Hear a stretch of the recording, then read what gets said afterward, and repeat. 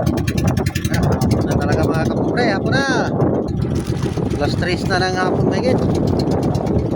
Kahit anong sikap ko na magharami, sila talaga nahuli ko.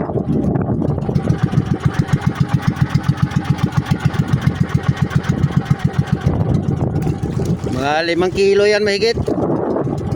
O baka matsambahan, makaabot ng 6 yan. Paabot ng 6, swerte. Pauwi na ako, hapon na. Bukas naman uli. Galing ako doon sa Pinakalao, tapos paunti-unti ako papunta rito sa tabi. Ayan, malapit-lapit na ako. Doon ako galing sa Pinakalao. Tapos dahan-dahan na ako pumunta rito sa tabi. Pinapauwi na ako mga kapobre. Maraming salamat sa panonood.